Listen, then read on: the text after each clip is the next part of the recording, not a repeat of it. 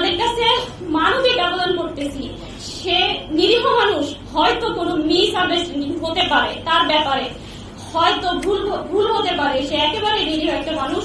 তাকে হয় আমার কাছে ফিরিয়ে দিন, হয় তাকে আমার কাছে ফিরিয়ে দিন, নয় আমাকে তার পর্যন্ত পৌঁছায় দিন, নয় আমাকে তার পর্যন্ত পৌঁছায় দিন।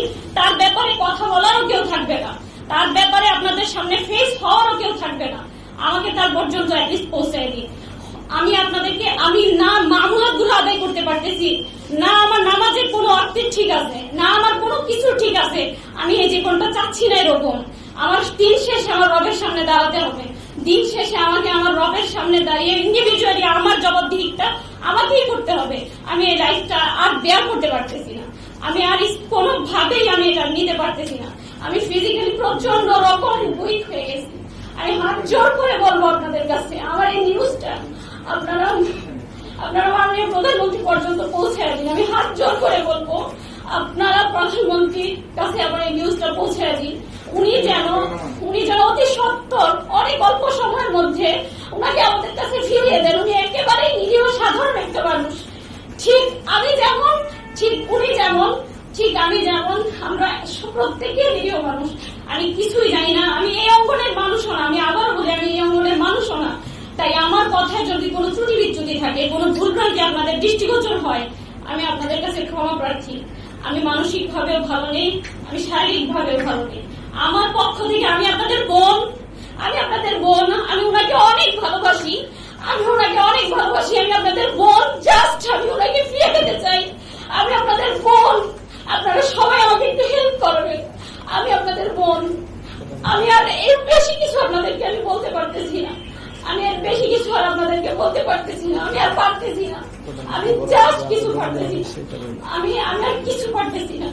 আমার পক্ষ থেকে প্রধানমন্ত্রী পর্যন্ত লেটার দেওয়া হয়েছে, আমি ডিবি কার্যালয়ে গিয়েছি, আমি র্যাব সদর দপ্তর গিয়েছি, পুলিশ হেডকোয়ার্টার গিয়েছি, এবং প্রত্যেকের কাছে আমার পক্ষ থেকে একটা লেটার পৌঁছে দেওয়া হয়েছে।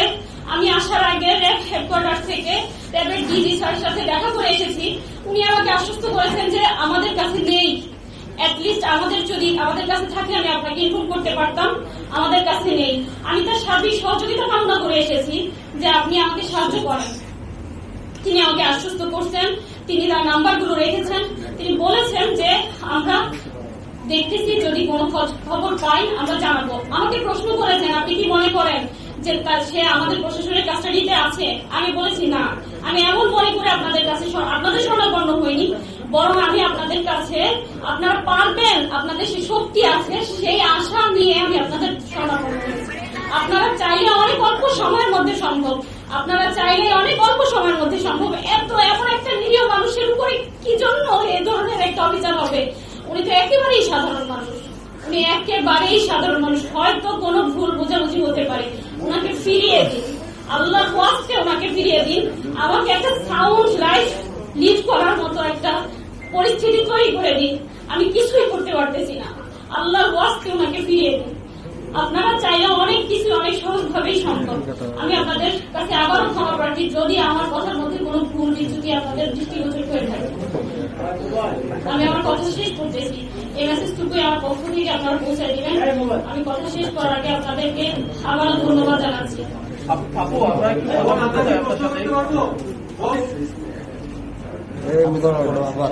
আচ্ছা, আপনারা অবশ্য অবগত আছেন যে আফজাল মোহাম্মদ আদনানের সাথে আরো 3 জন একসাথে নিখোঁজ হয়েছে। আমি তাদের ফ্যামিলির সাথে যোগাযোগ করতে চেষ্টা করেছি।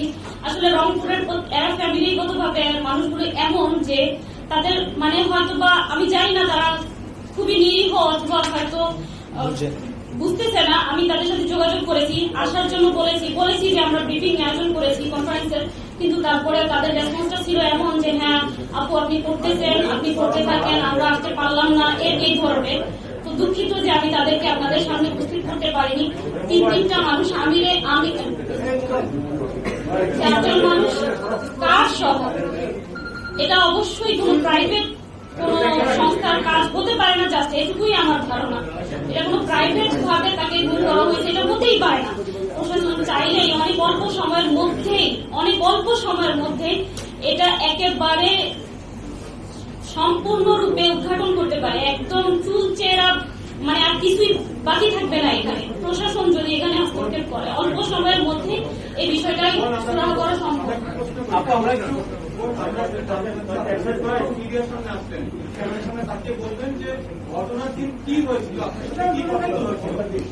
ঘটনার দিন আমি ইন ডিটেলস বলতেছি। ঘটনার দিন উনি আসতেছে যখন 3টা থেকে 3:30,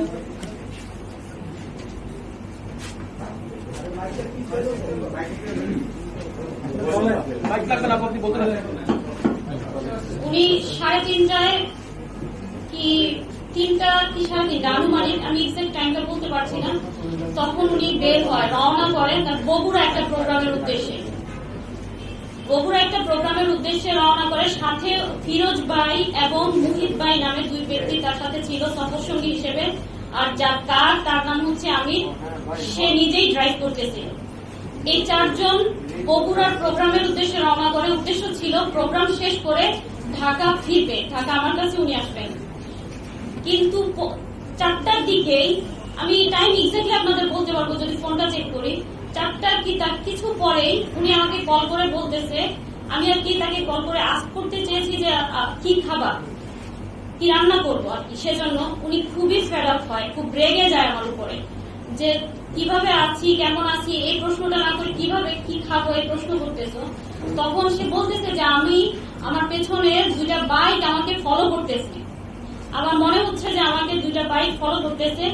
তখন আমাকে বললো জাস্ট আমার জন্য দোয়া করো, আমি যেন নিরাপদে বাসায় পৌঁছতে পারি। তখন আমি ওনার উনি খুব রেগে যাওয়ার কারণে আমি আর কোনো প্রশ্ন করিনি, আমি রেখে দিলাম। দেন কিছুক্ষণ পরে উনি নিজেই আমাকে আবার কল করে বলছে যে ঠিক আছে রান্না করো, আমরা 4 জন আসতেছি। হ্যাঁ আলহামদুলিল্লাহ, এখন আর বাইকগুলো দেখা যাচ্ছে না। কিছুক্ষণ বলতে তাও প্রায় 20 থেকে 25 কি আধা ঘন্টা পরে আর কি আমাকে আবার বলতেছে যে এখন আর ওই বাইকগুলো দেখা যাচ্ছে না। তারপর এ পর্যন্ত মাঝখানে পথে ওনার সাথে আমার অসংখ্য বার কথা হয়, কতটুকু এলাম কি আর কতটুকু এলা আস্ক করলেই, এটা উনি সবসময় ওনার একটা অভ্যাস, উনি আমাকে একটা ম্যাপ স্ক্রিনশট দিয়ে পাঠায় দেয় হোয়াটসঅ্যাপে। তো ওই দিনও অনেকগুলো ম্যাপ শেয়ার করছে যখন যেখানে ছিল। লাস্ট আমি যখন ওনাকে কল করি 2টার দিকে, মেবি উনি কারে ঘুমিয়ে পড়েছে, এজন্য আমার কলগুলো রিসিভ করতে পারে। লাস্ট কলগুলো শুধু হয়তো ঘুম ভাঙছে পরে উনি আমাকে একটা ম্যাপ শেয়ার করে, সেই ম্যাপটা শেয়ারের লাস্ট টাইমটা ছিল 2:37।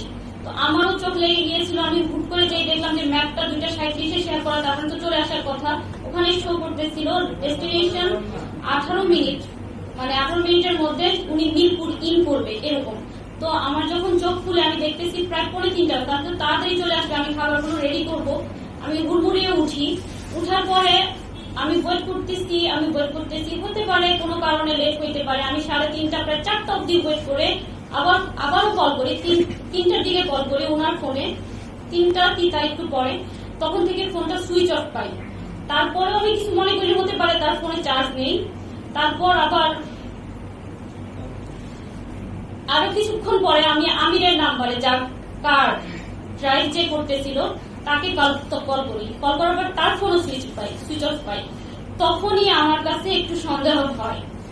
তারপর থেকে আমি লাগাতার ট্রাই করতে থাকি, আর একটু ওয়েট করি, এভাবে 5টা বেজে যায়। 5টার পরে আমি যাদেরকে চিনি বা ওনার সাথে যারা মোটামুটি চলাফেরা করে, এদেরকে আমি নক করা শুরু করি। আর ফ্রাইডে ওনার একটা প্রোগ্রাম খুতবা ছিল, সাবার একটা খুতবা ছিল, সেই খুতবায় উনি অ্যাটেন্ড করলো কিনা। আমি প্রায় 6টা অব্দি তাকে অনেককে কল করার পরে আমি 6টার পরে ওখানেও কল করি যে ওখানে চলে গেল কিনা কোনো কারণে। তারাও বললো যে না, এখানে আসেনি। এই ছিল ঘটনা। দেন তারপরে আমি দারুস সালাম থানায় উদ্দেশ্যে রওনা হয়ে যাই, কারণ আমি যে দেখেছি ওখানে গাবতলী শো করতেছিল, সেজন্য। আমি দারুস সালাম থানায় যাওয়ার পরে তারা আমাকে বলেন যে আপনার সব ডিটেলস গুলো নিল, আদনান সাহেবের সব নাম্বার সবকিছু নিল। নেওয়ার পরে বলতেছে যে আমরা লোকেশন জেনে দেন আমরা একটা আপনাকে জানাবো কিছু একটা। তারপর আমি জানতে চাইলাম অ্যাটলিস্ট তুমি কোথায় আছে, এটার ইনফরমেশনটা আমি কোথায় পাবো। তখন তারা আমাকে বললো যে আপনি এক কাজ করেন, জিবির ওখানে যান, র্যাবের কার্যালয়ে যোগাযোগ করেন, তাদের পর্যন্ত গিয়ে আপনি জানার ট্রাই করেন যে আসলে উনি কোথায় আছে। আমি গেলাম। পরের দিন দারুস সালাম থানায় আমার সারাদিন লোক বসেছিল। ছিল একেবারে রাত অবধি। তারপর তারা বলতেছে যে না, এখানে লোকেশনটা এখানে না, তাই তারা এখানে জিডি নিতে পারবে না। যদি জিডি করতেও হয় তো বোঝানো পল্লবী গিয়ে করি। তো পল্লবী যাওয়ার পরে তারাও বিষয়টা আমলে নেয়নি, একই কাহিনী করলো যে আমি লোকেশন দেখবো, দেন আমরা জানাবো। সেম আমি ওভাবে বসে থেকে চলে আসি। তারপর আবার লাস্ট আমি কিবার আমার কাছে দিন রাত সব সমান, ডেট তারিখ সব সমান, তাই আমি এখনো বলতে পারবো না আজকে কত তারিখ কিংবা আজকে কি বার।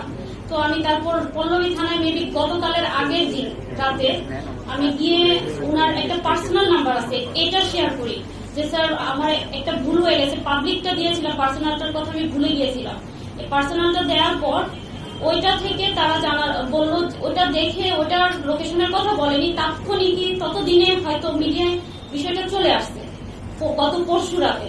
তাৎক্ষণিক তারা একটা অভিযোগ নেয়। এর মধ্যে রংপুর কোতোয়ালি থানায় ওনার মায়ের পক্ষ থেকে একটা জিডি নেয়, সেই জিডির মাধ্যমে জিডির নাম্বার দিয়ে একটা অভিযোগ গ্রহণ করে পল্লবী থানায়। আর আমি তো আমার চেষ্টা অব্যাহত রেখেছি। এরই মাঝে আমি প্রধানমন্ত্রীর কার্যালয়ে 2 বার গিয়েছি, ওখানে লেটার দিয়েছি। ডিবি কার্যালয়ে তো আমি অনেক ট্রাই করেছি, আমাকে তো কোনোভাবে অ্যাক্সেসই দেয়নি। আর আমি তো জানিও না সবচেয়ে বড় কথা কোন বইতে যেতে হবে, কিভাবে কি করতে হবে, কারণ আমি তো এই অঙ্গনের মানুষই না। বাধ্য হয়ে শুধুমাত্র উনার জীবনটার কথা ভেবে উনার জন্য আমার যন্ত্রণার জায়গা থেকে, আমার আর্তনাদের জায়গা থেকে আপনাদের সামনে ফেস হতে হয়েছে। আমি কখনোই ফেস হতে চাইনি। আপু, উনি বগুড়া একটা প্রোগ্রামের কথা বলে বাসা থেকে বের হয়েছিলেন, উনি কি বগুড়ায় গিয়েছিলেন নাকি সরাসরি ঢাকায় এসেছিলেন? একটু যদি না, প্রোগ্রামের কথা, বগুড়ার প্রোগ্রামটা হয়নি। ওই মেবি আমার সাথে তো তার ডিটেলস আর কথা হওয়ার সুযোগ ছিল না। আমি ভাবছিলাম বাসায় এনে দেন আমিও তাকে আস্ক করবো যে আসলে কি কারণ ছিল, কি হয়েছিল প্রতিমধ্যে, কারণ সে খুব রেগে গিয়েছিল আমার উপরে। সেজন্য আমি আর তাকে ওখানে কিছু জিজ্ঞেস করিনি, শুধু এতটুকুই জানতে পেরেছি যে ওই দিন আর প্রোগ্রামটা উনি অ্যাটেন্ড করেনি। আপনার কি মনে হচ্ছে আসলে কারা দিতে পারে কাদের? যে উনি কোনো রাজনৈতিক দলের আশ্রয় প্রশ্রয় কখনো ছিল না এবং কোনো বক্তব্য কখনো কোথাও দেয়নি, কিন্তু আপনার ভাষ্য মিলে তার সাথে যখন আপনার কথা হয়েছে তখন তিনি এক পর্যায়ে বলেছেন যে দোষী গাইড তার গাড়ি ফলো করেছে। এই ধরনের কথা বা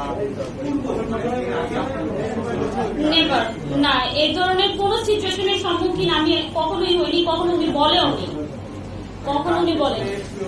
তবে উনি এমনিতে যখন এগুলো নিয়ে কথাবার্তা বলতো, মসজিদে খুতবা বা লেকচারে যেত, মাঝে মাঝে বিচ্ছিন্ন কিছু ঝামেলার সম্মুখীন উনি হতো। সেজন্য হয়তো উনি এই যে বিষয়গুলো দেখা যায় ওনার লেকচারে উনি তুলে ধরেছে যে দেখা ইসলামের কথাগুলো বললে বা হক বিষয়গুলো যদি জি বিগত বেশ কয়েকটা মাস ধরে আপনি ওনাকে কিন্তু ঠিক কি কারণে বিগত কয়েক মাস ধরে আমি তাকে নিয়ে উদ্বিগ্ন ছিলাম এরকম আমি বলিনি। প্রোগ্রাম যারা আয়োজক তাদের সাথে যোগাযোগ করেছেন কিনা, বা উনি যে প্রোগ্রামটাতে গেলেন বগুড়াতে প্রোগ্রামে যায়নি, প্রোগ্রামটা অ্যাটেন্ড করেনি। না, যারা আয়োজক, যারা এটা আয়োজন না, করলেন, যারা আয়োজক আমি তাদেরকে চিনি না। আর তার কোথায় কখন প্রোগ্রাম থাকে এগুলো সব তো আর আমার সাথে শেয়ার করে না। আমি তো সবার নাম, যেগুলো পোস্টার হয় জাস্ট ওগুলো হয়তো বা আমি জানি। আর খুদবার ওখানে আমি কল করতে পেরেছি এজন্য যে এটা পোস্টার হয়েছিল, আদারওয়াইজ আমি তো জানি না কাদের সাথে তার কথা হচ্ছে। আমি তো আপনাদের সাথে ফেস হচ্ছি, এভাবে তো ফেস হওয়ার প্রশ্নই আসে না। আপু, একটু বলবেন কি আসলে আপনাদের কি মনে হচ্ছে, কারা তাকে অপহরণ করে থাকতে পারে, বা আপনাদের পরিবারের পক্ষ থেকে আপনারা কি মনে করছেন? আইন শৃঙ্খলা রক্ষাকারী বাহিনী কেউ নিয়ে গেছে নাকি অন্য কারোর সাথে তার শত্রুতা ছিল? আমি এত কিছু বুঝি না, আমার শুধু সন্দেহের জায়গা থেকে স্বাভাবিক, হয়তো আমার জায়গায় আপনারা থাকলেও মনে হতে পারে এটা হতে পারে, ওইটা হতে পারে, নানান জল্পনা কল্পনা আপনার মনে দানা বাঁধতেই পারে। আমার জায়গায় আপনি থাকলেও এটা হতো। সেই জায়গা থেকে কখনো মনে হয় ওনার ব্যাপারে অনেক সময় অনেকে বিরূপ মন্তব্য করতেন, অনেক সময় ওনার ব্যাপারে অনেকে অনেক রকমের কথা বলতেন। তো মনে হয় যে এজন্যই কি ওনার উপরে কোনো প্রেশার এলো কিনা, বা এজন্যই উনি এত বড় একটা ঘটনার শিকার হলেন কিনা, এজন্যই ওনার লাইফটা বিপন্ন কিনা। আবার কখনো মনে হয় উনি জিও পলিটিক্স নিয়ে আলোচনা করতো, পলিটিক্যাল সায়েন্টিস্ট বা সায়েন্স নিয়ে কথা বলতো, সবাইকে পড়াশোনা করার জন্য উদ্বুদ্ধ করতো। ওনার লেকচার গুলো শুনলে দেখবেন। তো মনে হয় এটা কি ইন্টারন্যাশনালি কোনো একটা গোয়েন্দাদের বিষয় কিনা। এক এক সময় আমার মনে এটা আমার হতেই পারে, এক এক সময় এক এক রকমের ধ্যান ধারণা চিন্তা ভাবনা কত কিছুই তো ব্রেনে ঘুরপাক খায়। আমি তো এগুলো বুঝি না ভাই, আপনারা ভালো বুঝবেন আমার যে আসলে কি হতে পারে। আমি জাস্ট ঘটনার সাক্ষী, আমি আপনাদের কাছে আমার তার সন্ধান চেয়ে আবেদন করতেছি। সরাসরি একটা প্রশ্ন করি, হ্যাঁ? সম্প্রতি কিন্তু আপনি জিও পলিটিক্সের কথা বলেছেন, ইসলামিক জিও পলিটিক্সের যে জায়গা, ফিলিস্তিন এবং ইসরায়েলের ঘটনা নিয়ে ওনার অবস্থানটাকে কি সম্পর্কে বলছেন? ফিলিস্তিন ইসরায়েলের বিষয় নিয়ে ওনার অবস্থান বলতে আপনি কি আজ করতেছেন? মানে উনি কোনো বক্তব্য দিয়েছিলেন? উনি ওনার বক্তব্যগুলোতে তো আছেই, উনি তো ইসরায়েলের ব্যাপারে বলতেনই। আমরা মুসলিম বলতেই আমরা সকলেই আল আকসাকে ভালোবাসি, আর আল আকসার উপরে যাদেরই রক্তচক্ষু থাকবে সে ব্যাপারে আমাদের দিল থেকে একটা তাদের প্রতি বেদনা থাকবে, একটা যন্ত্রণা কাজ করবে। That's it. আচ্ছা আপু, এরকম ঘটনা অনেক সময় দেখা যায় যে আইন শৃঙ্খলা রক্ষাকারী বাহিনী পরবর্তীতে গ্রেফতার স্বীকার করে। তো আপনার কি এখানে কোনো আশঙ্কা আছে কিনা? অ্যামনেস্টি ইন্টারন্যাশনাল উদ্বেগ জানিয়েছে, আন্তর্জাতিক কোনো মানবাধিকার সংস্থার সাথে আপনারা যোগাযোগ করেছেন কিনা, কিংবা ফার্দার আপনারা আর কি কি স্টেপ নেবেন ওনাকে পাওয়ার জন্য? জি, আমাদের একটা অলরেডি একটা আবেদন সাবমিট করা হয়েছে। আর হচ্ছে আমি আসলে এ পর্যন্ত আমি এরপরে নেক্সট স্টেপগুলো আমি এখন আমার ব্রেনে নেই। আমি আপনাদের কাছেই আসছি, আমি প্রধানমন্ত্রীর কার্যালয়ে আবার যাওয়ার ট্রাই করব, আমি এভাবেই ট্রাই করে যাব। এরপরে আমার সর্বাত্মক চেষ্টাগুলো এভাবে এগুলো কেন্দ্রিকই হবে। এর বেশি আমি আর কি করতে পারি? আমি তো একটা সাধারণ মানুষ। আমি যমুনা টেলিভিশন থেকে আসছি। সেটা হচ্ছে আমাদের আসলে ব্যক্তিগত জীবন নিয়ে আমাদের তারপরেও যেহেতু উনি মিসিং এবং এটা নিয়ে সারা বিশ্ব নিয়ে আলোচনা হচ্ছে বাঙালিদের মধ্যে, একটু তার আবু তহা মোহাম্মদ আদনান, এই আমরা জানি তার নাম আফজালুল আদনান, আবু তহা মোহাম্মদ আদনান এবং তার এই যে পরিচিতি, এইটা উনি আসলে কিভাবে হয়ে ওঠেন এটা একটু বলবেন? তার আসলে ব্যাকগ্রাউন্ড বা তার পড়াশোনা বা এগুলো ওটা হচ্ছে তার আইডি কার্ডের নেম। আর আবু তহা মোহাম্মদ আদনান দিয়ে তার অফিসিয়াল পেজ গুলো চলতো, ইউটিউবে এই নামটা দেওয়া ছিল, যার জন্য এই নামটাতেই উনি পরিচিত। আর পড়াশোনার ব্যাকগ্রাউন্ড হচ্ছে উনি ফিলোসফিতে মাস্টার্স করেন, দেন উনি সালাফি মাদ্রাসা থেকে অ্যারাবিকের উপরে বিভিন্ন অনেক টিচারের থেকে অনেক মুরব্বীদের থেকে শিক্ষা গ্রহণ করেন। তবে উনি এমন না, আমি আবারও বলতেছি, এই কথাটা আমি শুরুতে বলছি যে উনি সালাফি কিংবা হানাফি কিংবা হাম্বলি কিংবা কওমি কিংবা দেওবন্দি কিংবা আহলে হাদিস, উনার এরকম কোনো পরিচয় নেই। উনি সবার থেকে উনি সংকীর্ণ মনের ছিলেন না, উনি হকটা সব জায়গা থেকে গ্রহণ করতেন এবং উনি প্রচুর পড়াশোনা করতেন, অনেক বেশি পড়াশোনা করতেন। জাস্টিস তকি উসমানীর বইগুলো উনি পড়তেন। আমার বাসায় যে বইগুলো আছে, রংপুরে ওনার যে বইগুলো আছে, এগুলো মানে সব বাইরের স্কলারদের বই আছে অনেক, মানে উনি সবার থেকেই এলেম নিতেন। উনিও তো সাধারণ একটা মানুষ, আর ব্যাকগ্রাউন্ড ওনার জেনারেল। রাজনীতির সাথে যুক্ত না, রাজনীতির সাথে যুক্ত থাকার অপরাধ মনে করেন? আমি একটু বুঝি না, আমি রাজনীতি কি জিনিস জানিও না।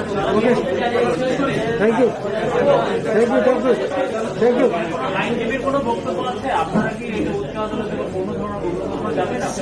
বিচার বিভাগের কোনো আবেদন জানাবেন? সারার ভাইয়ের কাছে আমার একটা প্রশ্ন। সারার ভাই, আপনি যদি একটু বলতেন যে অবস্থানিত, তাহলে কি তাকে আরো দ্রুত উদ্ধার করা সম্ভব ছিল? কারণ ওনার স্ত্রী গেছেন, খুঁজেছে, যাওয়া পায় নাই, একদিন গেছে, 2 দিন গেছে,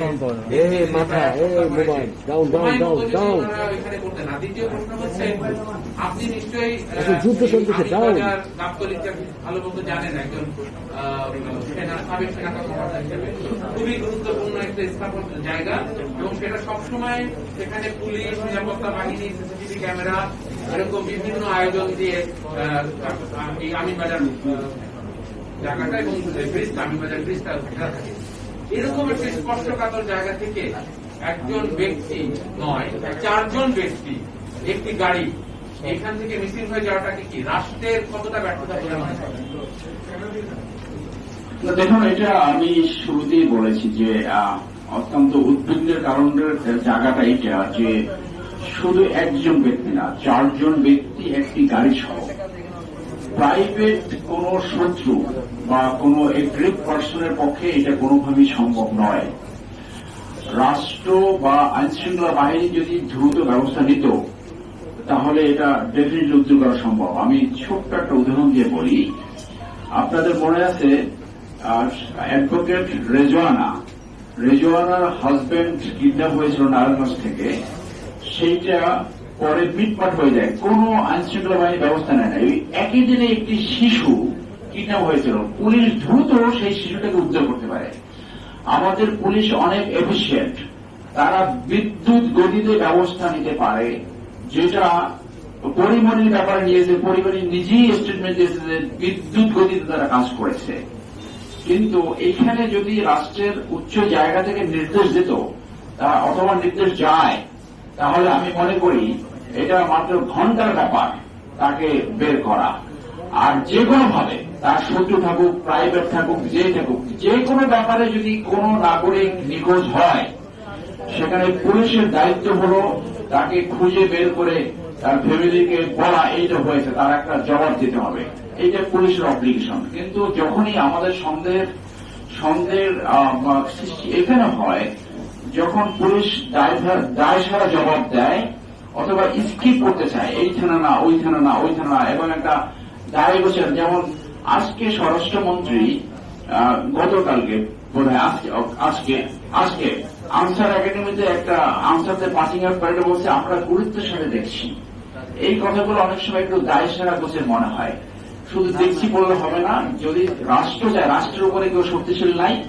আমাদের পুলিশ বাহিনী র্যাব অত্যন্ত দক্ষ, তারা চেলে 1 ঘন্টা 2 ঘন্টার ভিতরে এই কেস উদ্ঘাটন করা সম্ভব, তারা এর পিছনে উদ্ঘাটন সম্ভব। এবং আমরা আশা রাখবো, আমি এই ফ্যামিলি লয়ার হিসেবে এই 4টা প্রাণ এবং গাড়ির কথা বাদ দেন, তাদেরকে দ্রুত রাষ্ট্র তার রেসপন্সিবল দায়িত্ব পালন করে তার ফ্যামিলির কাছে ফেরত দেবে। ধন্যবাদ আপনাদের। এটা নিয়ে আপনারা আদালতে যাবেন? এটা নিয়ে আদালতে যাবেন?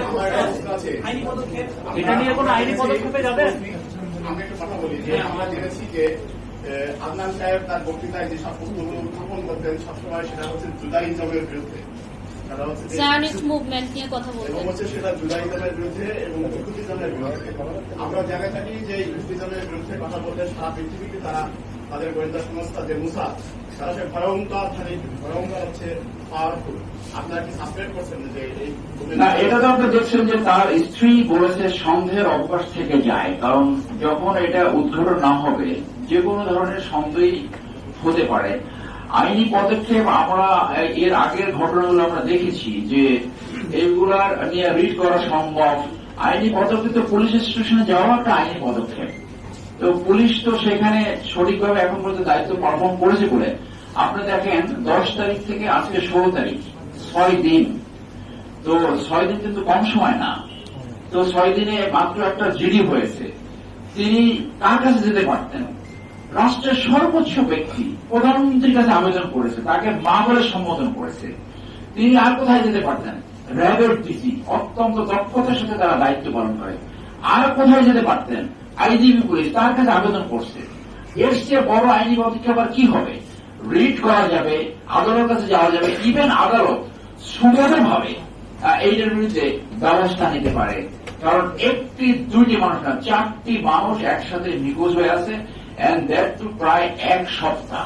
সো এই ক্ষেত্রে যদি পুলিশ বাহিনী, ল এনফোর্সিং এজেন্সি যদি সঠিকভাবে দায়িত্ব পালন না করে, আইনের কাছে গেলে আইন তো পুলিশের কাছেই সেটাকে বলবে যে আপনারা ব্যবস্থা নেন।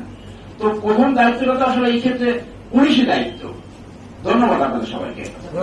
গত 6 দিনে আপনার কাছে কোন ধরনের সন্দেহজনক কল বা এসএমএস কি এসেছে কিনা?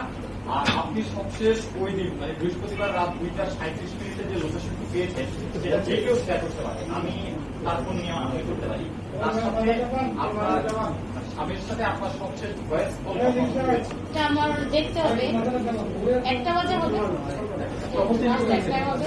জি, স্বরাষ্ট্রমন্ত্রী আজকে জানিয়েছেন যে আইনশৃঙ্খলা সেক্ষেত্রে আপনাদেরকে কি পারিবারিকভাবে কোনো কিছু জানানো হয়েছে? না কিছুই জানানো হয়নি।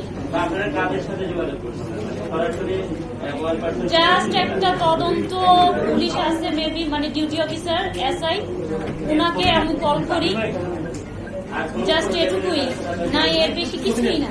আমি শুধু সর্বশেষ আমার প্রিয় ইলেকট্রনিক অ্যান্ড প্রিন্ট মিডিয়ার ভাই বোনদের, সাংবাদিক ভাই বোনদের বলবো, ন্যায় বিচার পাওয়া অনেক কঠিন। আপনারা যেখানে সরব থেকেছেন সেইখানে ন্যায় বিচার নিশ্চিত হয়েছে, ভিকটিম রিমেডি পেয়েছে। উদাহরণস্বরূপ নারায়ণগঞ্জের 7 মার্ডার। আপনাদের প্রোঅ্যাকশন, আপনাদের প্রচেষ্টা এই সাবিতুন্নাহার যে আজকে সংবাদ তার বড় ধরনের উপকার হতে পারে, তার প্রিয়জনকে তারা খুঁজে পেতে পারে। এবং এখানে আপনারা চতুর্থ স্তম্ভ রাষ্ট্রের আপনারা আজকে সবাই হাজির হয়েছেন, সবাইকে অশেষ ধন্যবাদ। আপনারাই পারেন এই বিচারে তার প্রিয়জনকে ফেরত পেতে বড় ধরনের ভূমিকা রাখতে। Thank you.